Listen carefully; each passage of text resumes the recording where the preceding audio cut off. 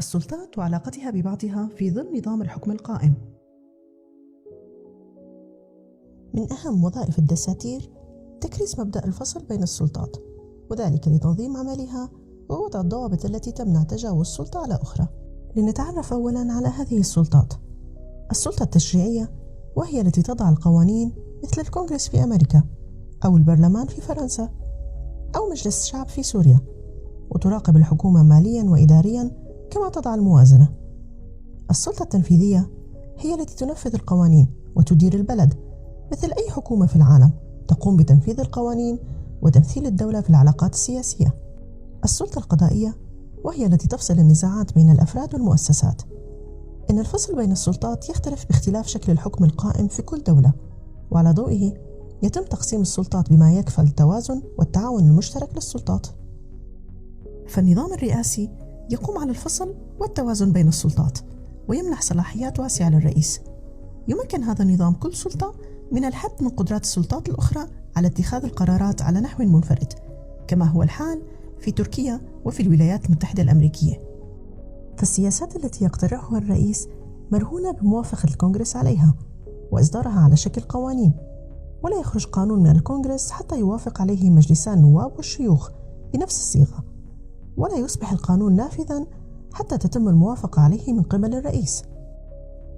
إن نشوب أي خلاف بين الرئيس والبرلمان قد يؤدي بالبلاد إلى أزمة شاملة تشل أجهزة الدولة وتعطل الاقتصاد، في غياب آلية للتحكيم وعدم توفر السلطة التنفيذية على صلاحية الدعوة لانتخابات مبكرة، وعدم قدرة البرلمان على إسقاط الحكومة.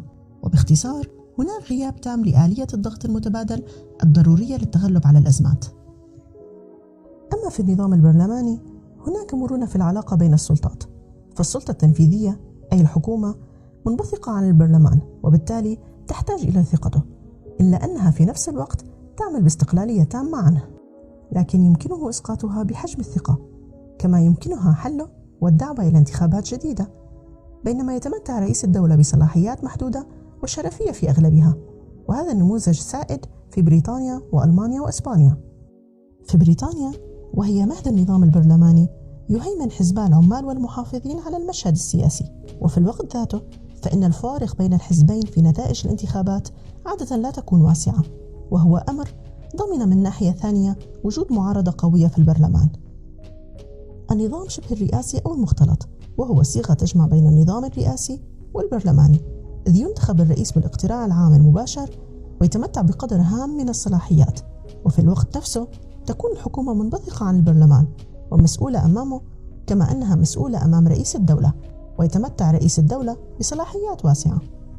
يختلف هذا النظام عن النظام البرلماني في أن رئيس الجمهورية يتم اختياره من قبل الشعب، ويختلف عن النظام الرئاسي في أن رئيس الوزراء مسؤول أمام البرلمان ويمكن للبرلمان محاسبته وسحب الثقة منه.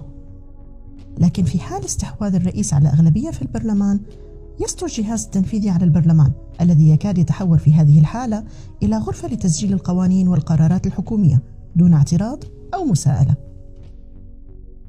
تعتمد فنلندا وإيرلندا والنمسا النظام المختلط، كما طبقته أغلب دول أوروبا الشرقية لدى عودتها إلى الديمقراطية مع سقوط المعسكر الشرقي عام 1990.